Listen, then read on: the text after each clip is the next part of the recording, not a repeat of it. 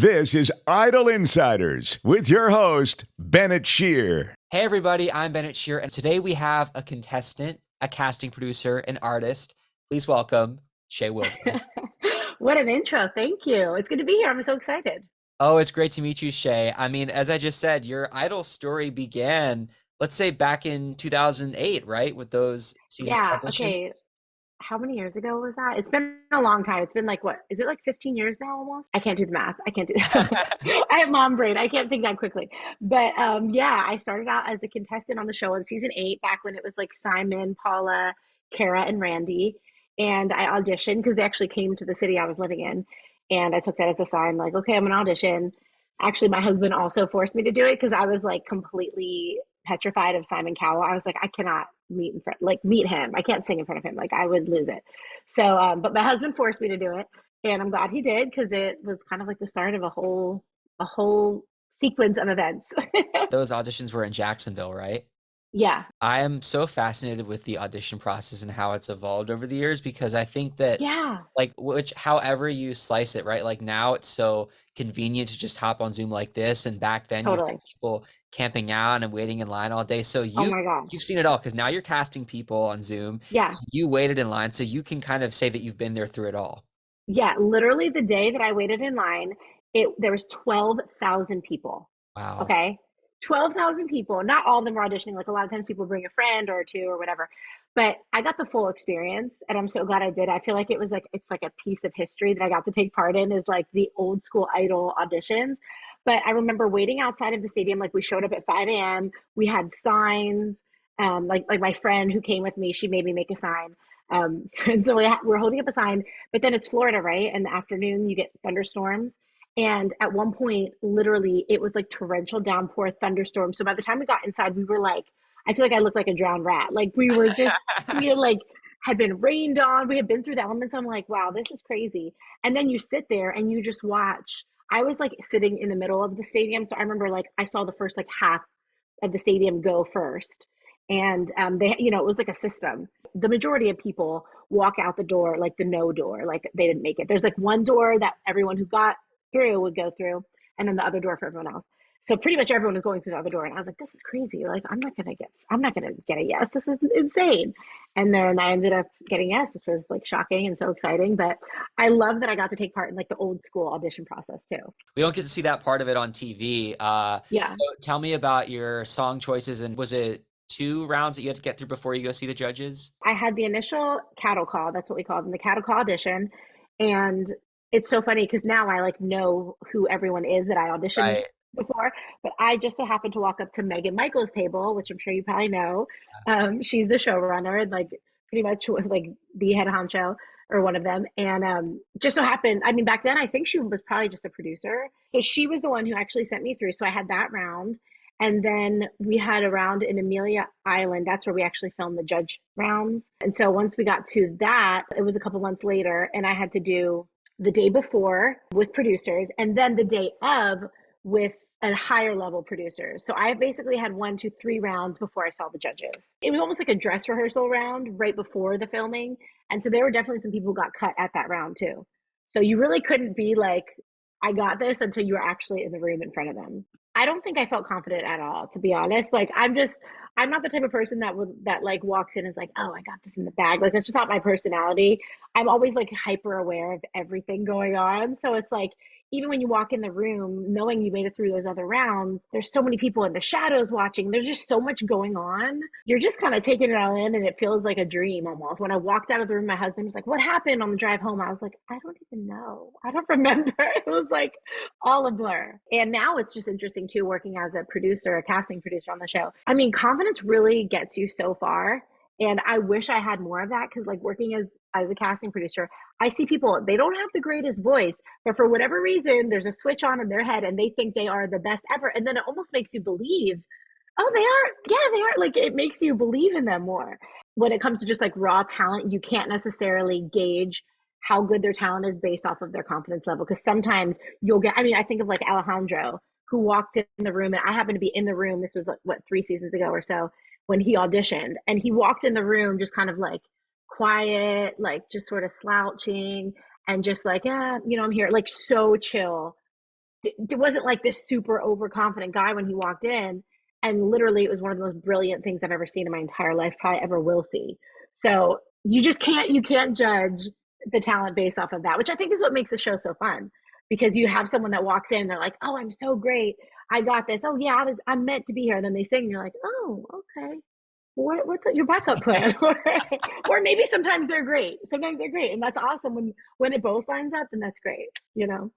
Yeah, it is that personality. And American Idol's always been about not just having a great voice, Totally. but I remember your season, the look on Chris Allen's face when he won. He Yeah. could not believe it. Totally. There's a lot of talent on my season. And it's crazy to even see like some of the careers that have come out of other people from my season that are like actors now. And I'm like, wow, I was like literally in Hollywood Week with them. It's like, it's nuts to see how like Idol was sort of the starting point for a lot of people in a lot of different ways, you know? You don't know Yeah. where it can take you. American Idol's a singing competition, but I mean, even for you, like I just watching your hosting reel, not only are you an artist, but Yeah. you've also experienced what it's like to be on other sets and you just don't know. But I feel like so much of what you learn about show business can apply whether you're going to a Totally. recording studio or a movie studio or wherever, because you Totally. have to show up, do the work, be respectful, all the things, right? Exactly. That's so true. And that's such something that I get, that's a piece of advice that I give to everyone who's auditioning is like, you think it would just kind of be like come naturally or be like, duh, but like be respectful to every single person because you have no idea if that person carrying the clipboard is in 5 years going to be the one standing in front of you controlling your fate, you know? And just also it just helps to be a nice person because people want to work with people that are nice people. And I think, you know, of all the contestants that have gone through Idol, I just think like my story, my journey with the show, part of how I came back around years later and now work as a casting producer is because I kept in touch with a producer that I randomly met in the bathroom. We were washing our hands next to each other and we just started talking and I just kept in touch with her all the years that I started working in TV, wasn't doing casting, but doing other stuff in TV on camera. And by the time I ended up moving to LA, they needed more people to help casting. She was like, "Oh, what about Shae? She's an old contestant. You know, she sent us some good people throughout the years.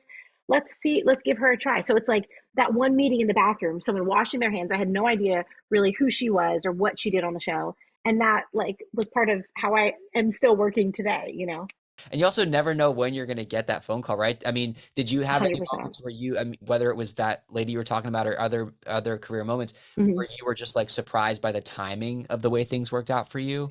My entire life has been that. My entire story of entertainment has been that because I always knew I wanted to do music and I thought that was it. So I did Idol and I made it to Hollywood Week and I came back to Jacksonville where I was living at the time and now I'm actually living here again. But came back to Jacksonville and like our local Fox station was like holding auditions for like the face of Fox. It was like kind of a social media person, but like this was before I think maybe Instagram had started. Twitter was brand new. It was like Ashton Kutcher and me. Like I just happened to like jump on the Twitter and now I'm not even on Twitter anymore really, but or X I should say. But I was like, oh, that would be fun. I don't have like a broadcast journalism background, but I love talking. I love being on TV because I had just come out from Hollywood Week and I love just like interacting with the cameras. Like I just thought that aspect of it was so fun. So it's like, okay, I'll give it a try. And I just went and I was myself and in a group of like all these broadcast journalism people or whatever. I ended up getting the job and I was like, oh, okay, wow, okay, I got this. And then that I kind of treated that as my education because I didn't have that background. So when I was there, I learned how to edit, I learned how to shoot, I learned how to just interact more on camera, read teleprompter, all those things. And I was able to like take that after 4 years, decide to move to LA. And then within 3 months of living in LA, had a segment, had like a weekly segment on Extra alongside like Maria Menounos, Mario Lopez, someone I grew up watching on TV. Like I mean, it was just one thing after the other. And there's a lot of those moments of like, wow, wait, is this like actually happening? But it's just like taking those little steps, working hard, and just getting to know everyone and networking as much as you can. Once I lived in LA and was working and had those segments, I started getting calls for more segments. But all of the groundwork, like I had a manager and she was great. She's the one who got me the audition for Extra. But I was on Wendy Williams before I even got to LA. And I actually posted on my Instagram, I have like a reel about it, how I booked myself on the Wendy Williams show. I had never been on national television outside of American Idol, of course, but like hosting is totally different. And I had reached out to the person who books talent for Wendy Williams on LinkedIn, like literally just like searched who was the talent booker, sent him my reel, And my reel back then was, I wish I had it up. I gotta find it, but like it was like local car commercials. It was local news segments, like not anything like what it is now. And I just sent it to him, and for whatever reason, like he liked me, and he 8 months later wrote back. So it took 8 months for him to like check that mail and write back to me. But he literally wrote back to me. He was like, "Yeah, we want to have you on the Wendy show." And I was like, "Is this a joke? Like, are you kidding?" And then I, within like a couple weeks, was flying up to New York to be a guest commentator on Wendy Williams. And I was like, I don't even know how this works. Like, how do I do this? What do I do? I kind of got in like over my head, but it's like one of those things. I feel like my life I've learned by just being kind of like thrown in the fire, and you just go with it and you do your best and you do the hard work and the research, whatever you got to do. But that was definitely probably one of the scariest moments, was like my first time going live with Wendy Williams, because I was like, oh my gosh, what's about to happen right now? She will say what's on her mind. If she doesn't like you, you know it. You can tell. Like, you just get a vibe when someone does like it. I was like, please God, like let her like me, you know. Obviously I'm gonna go in and be myself regardless, but like it's nice when you have that good chemistry. And she approved of my outfit. I remember like the first time she's like, "Oh, you knew where you were coming." I was like, yes, okay, Wow. 1 point. And I think some of like the big pros, like Mario Lopez, for example, like he's such a pro that you just feel more at ease when you're on set with him, because you know he's got it, you know. Like I could mess up and he would still make it look like I didn't, basically. I went to a taping of Idol, watching Ryan Seacrest run the show as the host. You see these people that learn how to, it's not characters, but it's like they're so in what their Yeah, job is. totally. It's fascinating. I always loved being on set just from the producer side when Ryan was on set, because I just love watching him. Yeah. Like he's just so good and so natural. And it's like one of those things, when you have done it for that long, it's kind of like brainless. Like, yeah, there's some, he needs like the cue cards or whatever prompter for like the specific intros and outros sometimes, but like all the interacting with contestants, a lot of it is just interacting with people and knowing how to do that well, especially for camera and playing that to camera. So it's just, he's just one of like, he's such a genius, and I love watching him work. It's been cool to get a chance to like see that firsthand. When they were finished taping, there was a live show. They had him do, they were taping it was, I think it was like a road to the finale type of show, and they Oh, wanted to okay, get yeah, all of his liners in for the show that was going to air in like 2 weeks. So it was yeah. like another probably 45 minutes that they had us sitting there. All these kids are around me and they're like, I want to go home. I want to go home. And I'm like, I want to stay. Are you? Keep me here all night. Like, because, I don't know how many people were there because they want Yeah, to like work in this business or are just fascinated by television. But I'm like, I came on the best possible night because I get to watch. It felt like a totally. masterclass. Like, and for you, you go on to do casting, and I'm curious. I want to find out like if you kind of knew that producing and casting was like your thing once you had auditioned, because like if you're on a set as a contestant and you also kind of know that producing and Hmm. hosting might be in your future, not only are you singing and you're competing, but you're learning, you're soaking it in. You're like, Yeah, keep me here all night because I want to learn. I want to see how that's this how I works. felt. Yeah. That's how I felt in Hollywood Week. Like I was like, yeah, the singing and all this, that part of it is great. But to be honest, I knew that I wasn't going to be like the next American Idol. I know that, and that didn't affect like my musical, like, or what I knew. I knew I was going to do music no matter what. So I wasn't like, oh, if this Idol thing doesn't happen, like I'm not going to do music. Because I knew it was something that God had called me to do personally. And so that was going to always be a part of my life. But I just loved all the other stuff, like just the interviews and I would love to like, I loved watching just like the producers like set up, okay, hey, this group is going to be talking, we're going to film you. And like all those, just like everything about that, I thought was so cool to be a part of. And I loved it. But I didn't know I was going to get into casting. It just totally, it happened naturally over the years. Once I was on the show, whenever I would come across a good singer, I would send them to, it was Nancy, who was Nancy Yearing is the one who I met in the bathroom Oh, that day. wow. Yeah. So she's like a sister to me now. But I would send them to her. I'd be like, hey, I found this like singer. Cause I travel a lot, and with my music after Idol, I was touring and things like that. So if I would meet a good singer, I would just send them to Nancy, like, hey, this person or that. And she would text me. I remember one time she texted me, hey, we're coming through Jacksonville. Do you know of any good talent? And I sent her some people.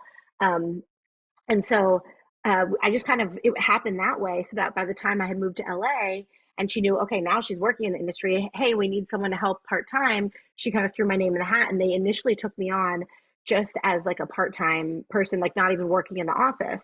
And it was so cool because it was for the ABC, the first season of Idol on ABC. So there was just this like energy of like Idol's back, everyone is back in the office together, and it was it was so cool. I miss so much the days of like going into the office with everyone. It's changed so much because of COVID. And obviously now I live in a different state. So I'm glad it's like become remote, but I miss that energy of being in the office with everyone. But yeah, I started out part-time and then I was like, I'm going to kill this. I'm going to like book really good people. I'm going to do this. And then they asked me back full-time. I think it was like the next year. They asked me, and I've been full-time with them since for casting, like during the casting months. My audition was like a blur. I mean, it was at one point like Cara Diaguardi and Paula started kissing in the middle of my audition. It was, and it made, because of that though, it made it to all the promos. It was like on all of the like idol teasers that like news outlets would get. You'd see them like kissing, and then me being like, okay, what's going on? You know, it was definitely an experience. Remember for the sure. backstory with that, or was it like related to? So honestly, that's the weird thing. There wasn't like a huge backstory, which made me feel like, was this like planned? I still to this day don't know. I should have asked. I should have asked someone actually. How have I not asked that question? Um, I don't know if it was like a planned thing or what, but basically like they were talking and they were acting like they were on the fence because Simon had given me a yes, Randy had given me a yes, and they were acting like they were on the fence, and they just kind of looked at each other. I think Kara was like, I don't know, and Paul was like, I don't know, I don't know, and they kept getting closer and closer. Then they randomly like, Oh, I I see. think she even put her hand over Paula's face or vice versa. I was just like, what is going on in my head? I'm like, this doesn't even make sense, but I'm just gonna smile through it. And then they gave me a yes, and I was like, okay. I don't know what just happened, but I got a yes. I auditioned with my dog. When it aired on TV, I didn't notice that when I was walking out of the room, the door hit her. Like as it was closing, it like hit her butt. And I didn't know. And I was like mortified. I was like, how did I not know? I mean, not like badly, but it just like bumped her little booty. And I remember there was like comments on one of the like websites like she gets famous, she doesn't even care about her dog Oh anymore, my like this God. is I was just like, oh my gosh, this is ridiculous. But yeah, it was one of those things. When I watched it back on TV, I was like, oh no, my poor baby. Even back then, and way more today, people have way too much time for Reddit threads. Oh my gosh. Well, back then it wasn't Reddit, it was Vote for the Worst. So Ah, that was like a website. Do you know about that website? yes. So it was a website that, would they would try to I mean, this is back when people would try to spoil the show. Like they would try to get a list, like it was a big deal to get a list of who was going to Hollywood Week and then post their music. And I mean, I used to be all over that thread just because, as far as reading it, just because I wanted to know who was going to be on the show. And they would have like this person and then their picture. They had like Tori Kelly on there before she was like anything, before anyone knew who she was. I remember seeing her name on a spoiler list, and that's how I first like heard her music. I was like, wow, this girl's really good. So it was a huge thing to have like the spoilers, and people would just comment on everything. They didn't like me very much, but now they're gone, which is fine. Well, Simon was, I mean, that was the soft side of Simon because I remember like you brought your Yeah, dog, Sasha, and he's like, here, give me the dog and I'll sit with the dog in my lap. And he's always liked dogs. So you were like pretty petrified to sing in front of him specifically, like most I people. was, but it did help. So when we were waiting to go inside the building, he was outside having a smoke break, and I was walking my dog, and he was like, he's like, oh, hello, little doggy, and like was sort of like reaching down to her, and I was like, oh, and I had treats, and I gave him a treat to give to her, and she like sniffed it and turned away, and I was like, take the treat from Simon Cowell, like take the treat from him, and it was so funny. But so I kind of talked to him like for just a couple of moments, like very briefly, mostly just about my dog. But that kind of helped break the ice a little bit because I was like, oh, he's so nice. So it took off a little bit of the nerves. But still, when you walk in that room, there's nothing like standing in front of them. Like you just feel like you're putting it all out there. And I remember there was after my audition, there was the Daily Mail or the UK Sun, one of the UK whatever like newspapers had on the front cover Sasha on his lap, and it said like Simon's got a new Uh, bitch. oh my God. And I was like, literally, that's what it said. That was the heading. I was like, wow, okay, Sasha's on the front cover, great. I read an article around Jacksonville. People were like, is that Yes, American Idol dog? literally. Yeah, I remember I was in Sephora and someone was like, oh, that looks like the dog from American Idol. And then they looked up at me, they're like, oh my gosh, you're the girl. So tell me about Hollywood Week. And I don't know what your thoughts are, but I feel like the show, the format can change. Like now there's like fewer Yeah. live shows and judges can change. It seems to me that Hollywood Week might be the most similar to how it's always been from season one. It seems very similar to how it was. Yeah. So that's true, except my season was the only season they did boot camp. They did, it was so cool. So I technically got eliminated like the first round of Hollywood Week, but ended up being in Hollywood Week for 5 days because they did a boot camp thing where they basically have you meet with vocal coaches, which we do anyway, but then they also had you meet with their stylist and then their makeup people. So Oh, I remember going in and it was so fun for me because I'm like, please, like make me over, tell me what to do better. So I remember they taught me how to curl my hair a different way that would look better on TV, like a little softer. Then we meet with their makeup people, who at the time, I believe the makeup girl was dating Simon Cowell. Her name is yes, Mezga. Meesgan. Yeah, Meesgan. Yeah. I don't know. Okay, you know all the people, but yeah. So and she was so sweet. But I think this is when she was dating Simon because I remember I was one of the few people who knew who she was because I was a huge Idol fan. I knew like going into this like who people were. So so yeah, it was really cool. So we got to have like those makeovers. Then we also did a Ford commercial. That was back when they had like a Ford commercial every week too. But you're right. I think Hollywood Week has kind of stayed the most consistent out of everything, with a few things here and there. But I think the point is really to put people through it and see kind of who comes out on top and who can handle it. And it's always interesting to see um, what Hollywood Week does to people. I mean, I have from working there, like during Hollywood Week, it is quite an experience. It is crazy. And it's like what you see on TV, like the drama and all of that. I think sometimes people think that like we try to stage things. And in my personal experience on the show, it is like the drama happens naturally because people are overly tired and they're young and they are themselves. And when you're like running on little sleep and you're exhausted and you're having like an altercation with someone else, like it just happens. And so it's been interesting to like witness some of that stuff firsthand.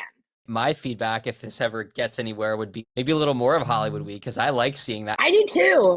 I remember at one point they sent me with the crew to like they said like go knock on people's doors and make sure they're awake. And I was like, oh my gosh, I remember that happening to me. I don't want to be that person. Sometimes I'm like I like doing the casting thing. Sometimes they would have me help like produce in other ways, and I enjoy that too. But I'm such a like I want I don't know. You have to have like you got to be really ballsy to be like those producers that get in there and just like get all up in people's like business no matter what. And I always would be like, oh, I feel bad. I feel bad. Like, are they okay? Do you want to like put your makeup on first or whatever you want to do? We'd be working until 11:30 at night, and then my call time would be at 5:45 the next morning. There might have been people. I don't remember if there's people that are there. Like there has to be some people there like 24/7. But as far as like camera crews, I don't know. Usually like they're up until everyone goes to bed. Once everyone if there happens to be a group that's like rehearsing into the night, they're being filmed that whole time. You power through. And honestly like something I've really missed since COVID. Everyone's kind of spread out. When I lived in LA, a lot of times I would be working because I also worked on the digital team, like the social media team for Idol. After I would be done casting, they hired me to be on the digital team. So that was really fun because then I got to be there for Hollywood Week and stuff. So that's the part I really miss is like being on set because I just love seeing how everything kind of plays out. And I also love being just like a moral support for the contestants because you really, whether they're people I cast or not, there's just certain people that you really connect with and you give them pep talks. And I remember like, Francisco. You remember Francisco from a few Yes. seasons ago? Like he's so talented.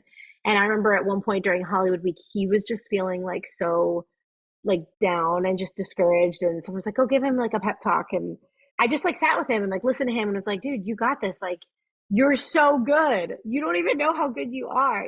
Just like have the confidence because it's really easy when you get to Hollywood Week and you see all these like big bangers and people doing all the runs when they're singing and all that, like the big belty voices. If you have one or more of that like artisty stylist type voice, it's easy to get in your head and be like, well, I can't sing like that. But that person might have like a really cool tone. And to me, that's what I always prefer. Like that's the type of singer I prefer, someone who has like a really unique tone, something different to their voice, like Lane Hardy, people like that. I mean, Taylor Swift is someone like that. She's the biggest artist probably on the planet. And is she the best singer in the world? No. But she's got a tone, she's got something really unique, really specific to her voice. And I think I always get excited as a casting producer to find those voices. And so when I see them in Hollywood Week and they're struggling, I'm like, you got this. You can do it. Like power through. The first season that I was there during filming, everyone was like making fun of me because I would be sobbing when the contestants would come out of the like audition and they'd be reunited with their family. Every time I'd cry, and they're like, Shae, like, get it together. You're gonna be seeing a lot of this. And I'm like, I still am that person though. Even if I don't know the contestant, even if I don't know their story, if I'm watching it and then you see them reunite with their family, it's just, it's so special what we get to do here. And it's so cool to be a part of it. And I so believe in what this show can do for people. And that's why I love being on the team and just being a part of this Idol family, because it really changes lives. And I think, it's all about keeping everything in perspective, because Idol hopefully is not the end all be all, but it can definitely change your life. It has so many different versions of it can change your life, because there's Yeah. the winners, there's the top 10, or there's people who like take Lauren Spencer Smith, top 20, but look Yeah. what she's doing.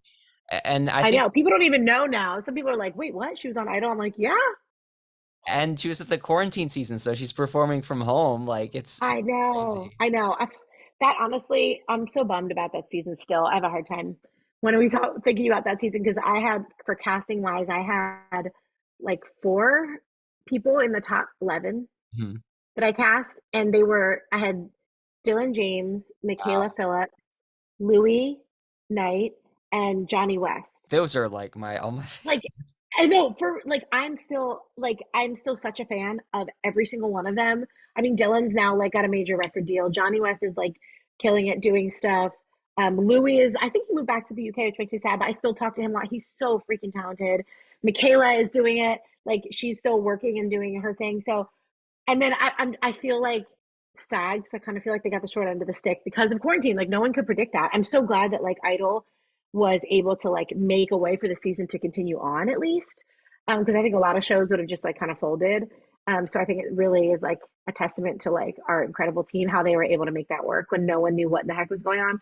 But I'm so sad because I felt like, I mean, there's still some of my favorite people that I've found sit like artist wise, and I'm like, ugh, they had to be on that season of all seasons. Yeah, Imagine an all-star season of American Idol. I totally. don't know if they could get the contestants themselves to compete. I know AGT does that, but imagine all-stars mentoring. So it's like you get to the top 20 and every contestant has a mentor that guides them through the season. So like if you could get 20 Yeah, contestants from totally. across the years, Fantasia, but then you go all the way so that you have Francisco. Every week that Hmm. a contestant from season 22 makes it, that all-star gets to stay and guide them through each week. And like Oh, that would be so fun. maybe they That duet is a great sometimes. idea. Totally. That's a great idea. Like, bring back like Catherine McPhee, Carrie Underwood, all the big ones. That would be really cool to mentor the other ones. Yeah. I mean, I definitely know I have people that I would want on my All-Star list. Who are like some of your favorites? I'm curious, like just from past seasons. Well, I know we mentioned Adam Lambert, Julia Gargano also, Katie Turner, Philip Phillips. I mean, Katie was an open call person. She came from an open call. Did you see what You she know that? posted recently about being there for the final season on Fox? No. She said Really? she said that she auditioned for season 15 and that Clay Aiken was there as one of the producers, Oh because my gosh, I that's don't know so if funny you because I saw, wasn't on that. because they were filming for the show, so they had a couple of alumni. I think Ruben was there, Jordan Sparks. They were Oh sitting my in gosh. the stadiums Oh, auditioning that's so for Cattle funny. Call. So she sang her own acoustic version of Boss by Fifth Harmony, and No Clay way. didn't put her through. But then what were you saying? Because you were talking about her. So she came to the open call audition. I want to say it was in Orlando. My friend Josh Wood was the one who put her through, and now he's like her manager. Oh, He like cool. went on to manage her That's awesome. because he just like so believed in her. I mean, she's such a unique, like Yeah. so unique and so talented. Yeah, I love her. She's great.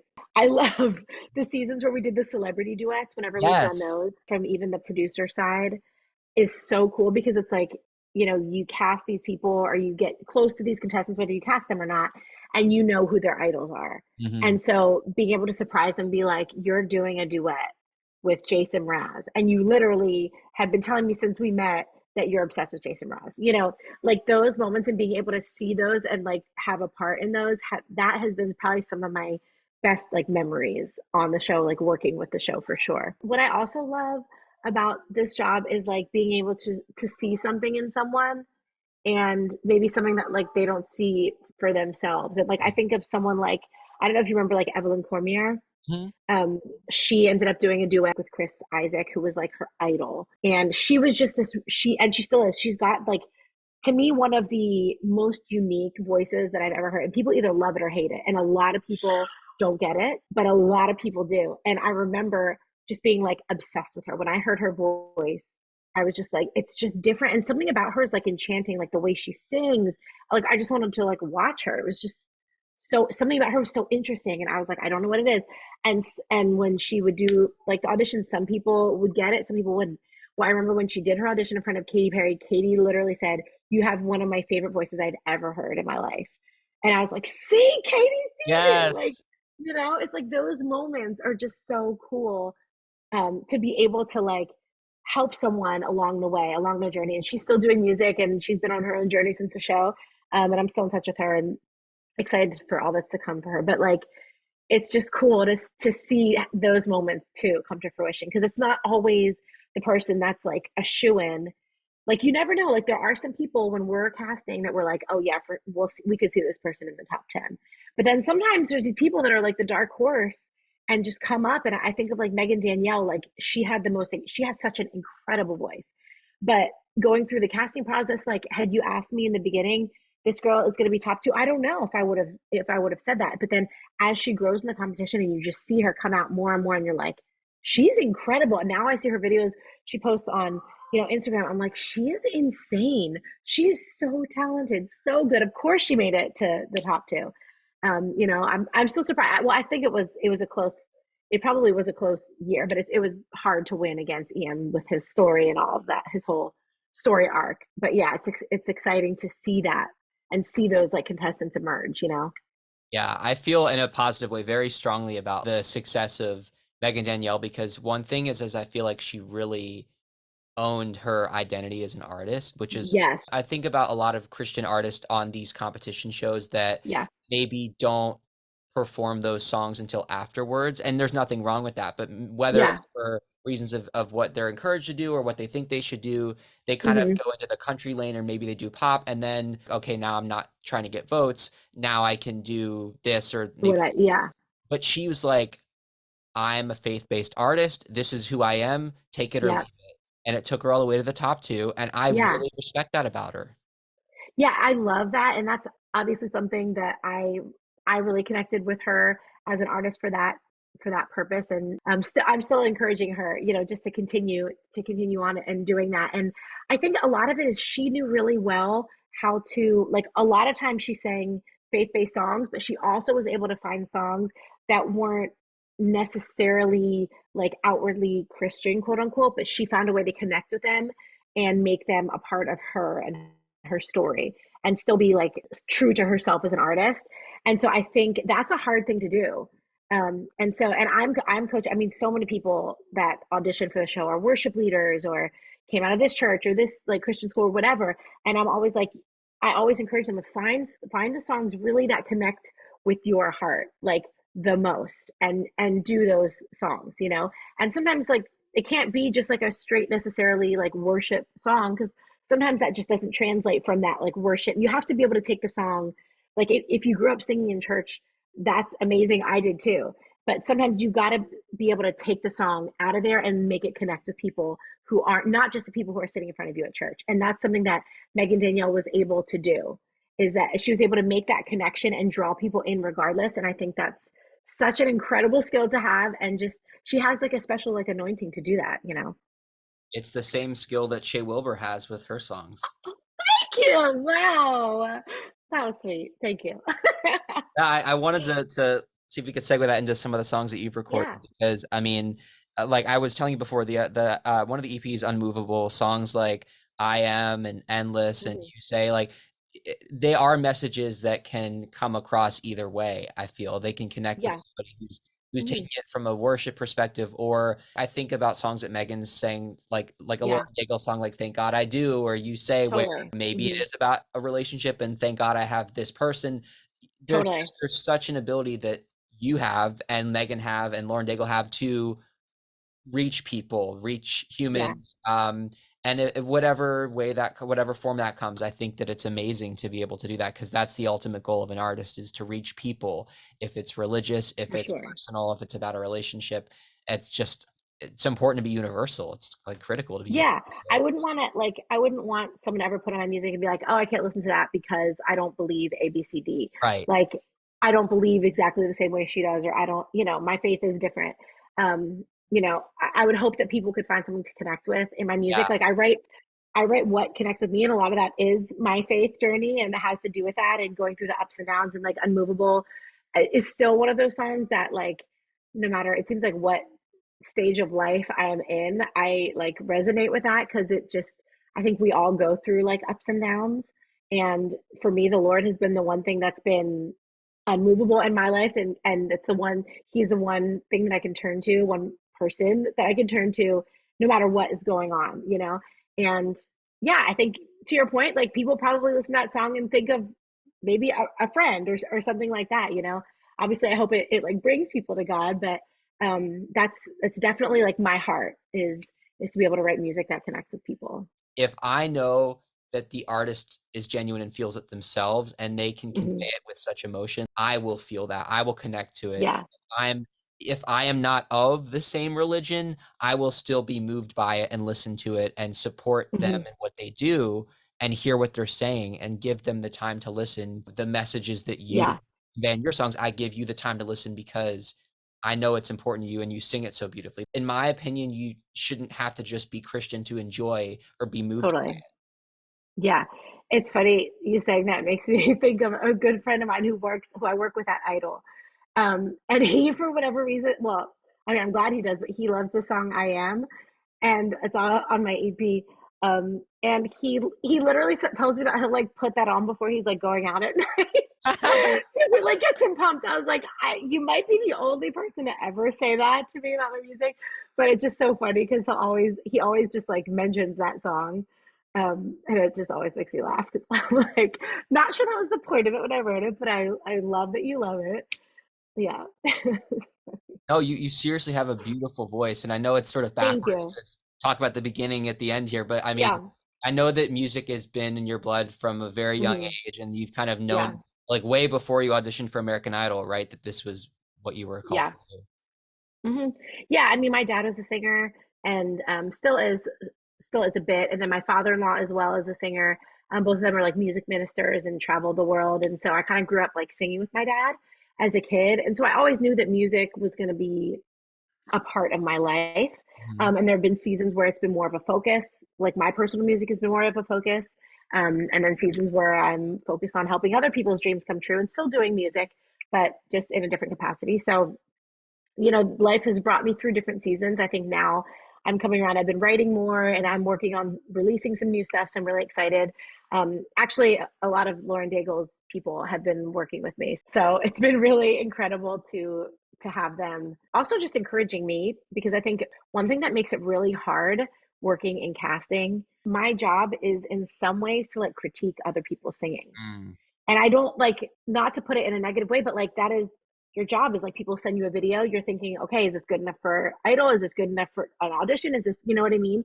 And that can really mess with your head then when it comes to like when it comes to me doing music, because I'm so hard on myself. And so it can be like, the confidence thing can be a big barrier for me.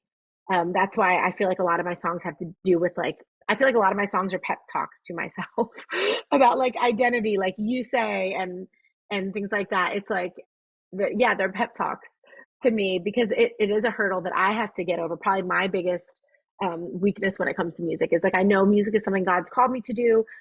Am I the best singer in the world? I would never say that, but I know it's something that God has gifted me in, and it's something that, a tool that I'm supposed to use, to, yeah, to communicate with the world. So I'm gonna do it.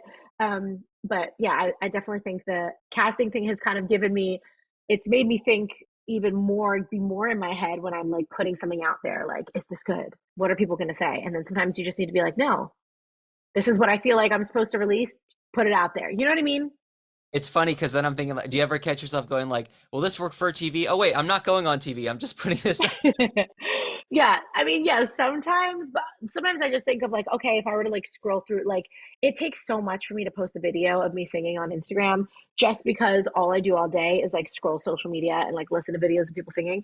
So yeah, that for sure comes into play when I'm posting more so. Because yeah, I think when I'm writing, I'm just writing what I'm feeling. Right. But when it comes to like posting, I definitely think that like, oh, if I were to scroll through like and just hear this. Because I also have like so many random people that follow me through my times in my career. And some of them know I sing, and then some of them don't. So then they'll see me sing and they'll be like, oh, I didn't even know you sang. What? You know, I think sometimes I'm just like, I need to get out of my own head. Probably most of the time. That's what I need to do. I think another idea, well, I mean, you're not there in person now, but if you ever went back is if they were to give you a bit of more on-camera role and there could be the girl who cries every time the person gets through. Yeah, And that then could be my thing. yeah, and they can show the flashback of you auditioning and the talk. I mean, but honestly, on a Yeah. serious note, you give so much great advice that you could have a mentoring role, right? Because I know that they don't have an in-house mentor anymore. And then also the moments of like everybody's tweeting on like the girl with the hat that keeps crying. Yes. But yeah, I know the girl with the hat that keeps crying. That totally would be me. When I mean that when you said that, it reminded me of Vote for the Worst, that website that was like super active when I was on there. Um, they titled me because I not because I talked about anything about my faith on the show because I didn't. I wasn't trying to hide anything. I just didn't like happen to talk about anything. But they called me the the batshit crazy religious chick. That's what they called me on Okay. Vote for the Worst. That was literally my title. And because they had scooped the show and they had done all this research and saw that I did like religious music, and they thought I was going to come in there, I don't know, like thumping my Bible or hitting people over the head with the Bible or something. I don't know. Obviously, that's not my personality at all. Didn't do that, but that's what they thought that that's what I was going to be like. And so that was interesting because that was sort of my first. That was like internet trolling was just in a different place than it is now. In some ways, it was worse. I think in some ways it's better. I don't know, but yeah, when you said that, it just reminded me because that was my title at the time, which was just funny because it's not me.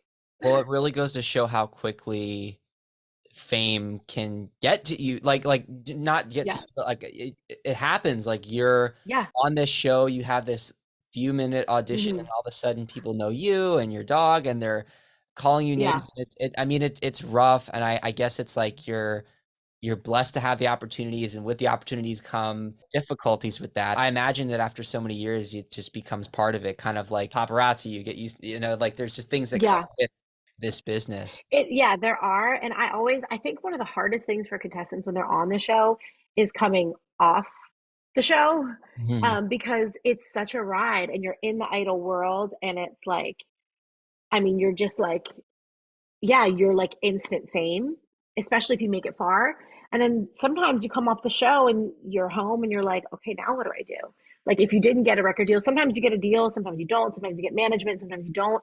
And I just always encourage people to like do the most that you can, milk the experience for all it's worth. I had 5 minutes of airtime, maybe, and I was able to like springboard my time on Idol into like a huge career in television. And so many people, like literally all the time when I talk to people, they're like, oh yeah, you made it to like, what did you make it to like the top 10? I'm like, are you joking? Like not even close did I make it to the top 10, So but it's because of what I've done. I have milked my idol experience for everything that I could. And I remember even like when I first came off the show, just being back in Jacksonville, I reached out to the news station and I was like, "Hey, I'm a local contestant. I was just on the show. Do you want to do an idol recap segment on the news after every episode? I'll come in. We'll do it live in studio." And so that was kind of how I got my start on TV, was commentating on Idol on the episode. So it's all about what you do with the opportunity. And I think people can kind of go through a little bit of an identity crisis when they get home after coming off of the show and having this incredible run. And yeah, that's what I'm always like. I'm constantly like, if you're one of my contestants, a lot of times, like, I'll just be reaching out to you, like, are you okay? What are you doing? Like, what's going on? How's your mental health? Like, because it really does. It's such a trip to like go on. And yeah, it can be hard to kind of navigate afterwards for sure. I know people wonder, and there's been a lot of talk in recent years because of so much Yeah. awareness with mental health, like, are these contestants being looked after? And I know from these interviews that Mhm. you guys care, and that's important. Oh yeah.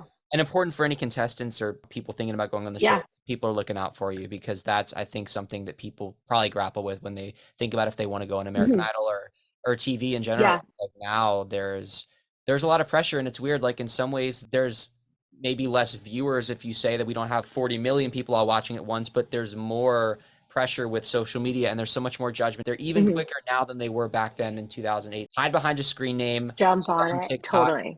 say things that are even meaner now than they were before. So the Yeah. fact that there are people like you that are looking out for them is really important. Yeah, I think honestly, a lot of our crew, like we have from like our camera people to our like producers, like, I mean, people genuinely care. And like our team, they're such great people. And, you know, we also have like professionals on the team, like mental health professionals that are there as well. So we really do care about how people are doing in the process. And we try to be there for them as much as we can. That's why like some of us get so close to the contestants. And again, whether it's someone that I cast or not, we just like can become like family, you know? Right. It's so cool. It's fun to like keep in touch with people and see like what all they're doing, you know, years later. Lauren Daigle, who we keep talking about, let's not forget that she was an unaired season 11 contestant. I know. How crazy is that? I mean, you think about, I think even like Colby Calais, she auditioned. She was one that auditioned. Lauren Daigle, though, she's been someone who's been like still consistently like such a friend to the show and has come back for those like full circle moments. Like last year with Megan Danielle, it's been really cool. And she's just so talented. And her journey, yeah, it's easy to like go on a show, maybe not get airtime, come off, feel discouraged, and then just go into your slump. And it's like you just never know where your journey is going to take you. I could have never imagined that I'd be casting, you know, back when I was in Hollywood Week getting cut the first round. So I would have never imagined helping other people's dreams come true and hopefully discovering the next American Idol. Maybe this season I did. We'll see. We'll see how my contestants do. Do you ever have those moments when we all have to say no to certain people where you're like, man, what's going to happen when they like hit it big? And it was like, oh man, like we all have to say no to some people, but Yes. do you ever have those moments where like, oh my Yes. gosh, in 5 years they could totally be like this thing, you know? Totally. Well, I've had it where there's someone for whatever reason that I really am like have latched onto and believe in, but they're like too young or whatever. And then a couple years later, they'll blow up for another reason. And I'm like, and I'll be like, yeah, I knew it. Like I knew that that was going to happen. And so definitely I've had those moments for sure. And it's cool to see just to know like, wow, I saw something in them back then, you know, but it maybe wasn't the right time or maybe the talent needed to be nurtured. That's a lot of times when I have to tell people no, like that we passed on them, which I hate doing like so much. A lot of times it's just like a timing thing. And I encourage them. I'm like, hey, this could totally just be timing. Try again next season. That's why we say try again next season because you never know. Some people had to try out like 10 times before they got through. So sometimes it truly is just about the right time. Maybe it's about honing your skill or finding out who you are more as an artist. I think of one girl that she's kind of like in my roster that she hasn't auditioned yet. I'm not going to say her name. She's so talented. She's 15 and I just believe in her so much. And she was going to audition this season. She felt like she wasn't there. She wasn't ready yet, like mentally. And so I'm like, she's young, so I'm not pushing her, but I'm just like waiting for the time because I feel like when it's the right time, it's going to be great, you know? But it's got to be the right time. And that's also something I've learned. Like, you never want to push someone to do it when they're not ready. No matter how good you think they are, if they don't feel like mentally prepared or mentally ready, like, you need to listen to that and it'll happen in the right time, you know? Yeah, that's so important. Even just a little left field, but just one little note on a Mhm. network. We talked about networking earlier. Someone, I don't know if you remember Yeah. earlier in your season, named Jackie Tone, who's gone on to be. Yeah, that was who I was talking about when I was like, when I mentioned the acting. Because she's like huge, like she's like an actress now, like super successful. Yeah, and I was there was a podcast she was on, and she told this story about how she kept in touch with one of her story producers. She made I top wonder which one. Did she 36. say? Well, okay, so I'll tell you this. I So wonder. he became the president of Magical Elves Productions, and so she went on to host this show. Okay. And it was it might have been, you know, that I don't know if it was this show. I have to check, but there was this show called like Is It Cake, which is where they have to guess which. Yes, yes, yes. It might have been that show or it was another show because they do all Okay. these other baking shows. But anyway, so this guy's a story producer in Oh 2009, my gosh, and that's so it took funny. all of 13 years for him to run a production company, and he needed a host. And so Yeah. that became her, like, I'm Yep. struggling and now I'm not. So there you Yep, again, totally. I mean, I remember having interactions with her on Hollywood Week, because she was so my season, because they did the boot camp, they divided right. everyone in Hollywood Week up into two groups. So there was like the day oneers and the day twoers. I was the day two. So I had like her, I had Daddy Goki, who's still like a good friend of You mine. duetted with him. Um, yeah, yeah, he sang on Unmovable. Yeah, Mhm. I was like, wait, right? Yeah, but so yeah, she was one of the people. Like there were certain people like Adam Lambert. I didn't really interact with him at all because he was on day one. So because people are always like, "Oh my gosh, do you know Adam Lambert?" I'm like, "No, I don't."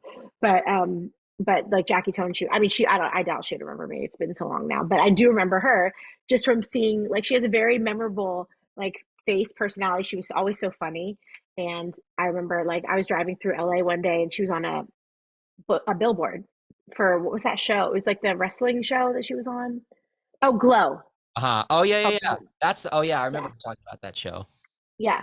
So it had like a cult following. So she ended up being on that show, and I'm like, that's so cool. Like, it's cool. Now I remember another girl, Casey Carlson. I don't know if you remember her. Mhm. She's a big like influencer now, but she was on my season. She made it pretty far on my season, but now like we keep in touch just like through social media, not a ton, but like we ran into each other one time in LA, and we're like, oh my gosh, we were both like at an event of like some like an opening somewhere, and it was just funny because we were just like we hadn't seen each other since then. So it's cool to think about like where some people's journeys have taken them. I mean, influencing wasn't even a thing back then. It was My like, God, yeah, it's so weird to think about how the world has changed since. I mean, yeah, you get kind of getting into social media. Twitter was a thing. It's not even called Twitter anymore. That's a whole nother. no, Yeah. yeah, But, like, oh my gosh, yeah, crazy. But I also love that American Idol is still that classic show. You still hear that same totally, theme song. Now you're casting some things never yeah. change. I know it's great. I love Idol, and there have been a lot of shows that have come and gone. There's a lot of shows out there, and to me, Idol is just like the American show. It's like the American dream. I think that's what it really quantifies as like that dream of like coming from nothing, and this show is your opportunity for someone who doesn't have connections, who doesn't, maybe have enough money to like go to the city and play out in the bars in Nashville or go to LA and go on the meetings or whatever. But it's a show for those people who have like, I mean, Lane Hardy. I think about when I found him. I found a video of him singing. I posted a reel on my Instagram because people kept asking me like, "How did you find Lane Hardy? How did you discover him?" His fans are like diehard, so I'd always get comments from his fans like, "How did you find him?" And literally, he was someone I found a random YouTube video of him singing. I couldn't even see who it was. It just said like 15-year-old singing, and I was like, "Wow, he's got such a cool tone." I reached out to him. I mean, he was such a country boy. He didn't like he never wore shoes. He always just like wanted to be hunting, fishing, and like his mom literally told me like he doesn't want to continue with the process because he feels like is he going to be forced to wear like skinny jeans if he goes to Hollywood, and he's like he's just not that person. And I was like, no, this is what the show is about. It's like we want him to be himself. He can come in his fishing gear if he wants. Like we want him to come audition, and he's someone that would have probably still been playing all the local restaurants like he was doing his local shows, doing his hustle, but he goes on Idol and his life changes. It's so cool to be a part of a show like that. Yeah, I'm just excited to see who you're scooping us for season 22, Shae. I It's gonna be know. great. I hope I have like yeah, I mean there's so much great talent this season. There's a couple that I'm like really really there's one girl, I'm not going to say her name, but I've been trying to get her to do the show for 6 years. So, It's a I've big been deal. after her for 6 years. And like we were saying earlier, a timing thing, it's crazy. Her story is crazy how it has come about and how now this is the season. Like it's such a like crazy. So I'm very excited about her. And I mean she's one of them, but yeah, it's just like when you've been in touch with someone for 6 years since they were like 17, I think she was 17. Yeah. It's like it's you feel like they're part of your family by the time it actually gets auditioning for the show. You're like, come on. Wow. So yeah, it's so fun to talk about. It's just because honestly, like it really, I feel like I mentioned before, like I auditioned as a super fan of the show. So like half the time I was in Hollywood Week, I was just like, I'm getting behind the scenes look at like this next Yeah, season of you were Idol there, right? Hollywood. Yeah. Like this is so cool.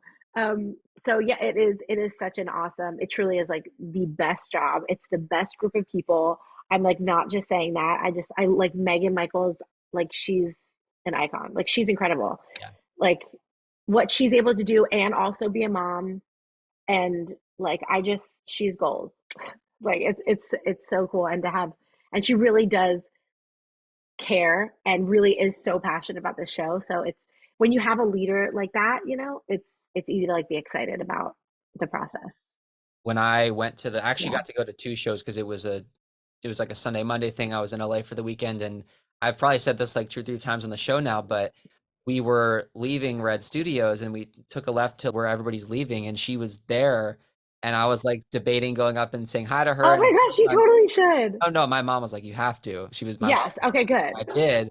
And Yeah. I somehow worked up the courage. I was like, "Excuse me, are you Megan?" And we talked for a minute. Typically in society, we look at the singers and the football players and like the behind the scenes people don't get enough credit. Shae, thank you for all of the insight, all the You're stories, and welcome. just and best of luck with everything to you. I mean, is there anything else that we should be looking out for, music wise, or other things that we can expect? Really, anything. Follow me on socials because all the different things that I'm doing, I usually am posting on there, updating there.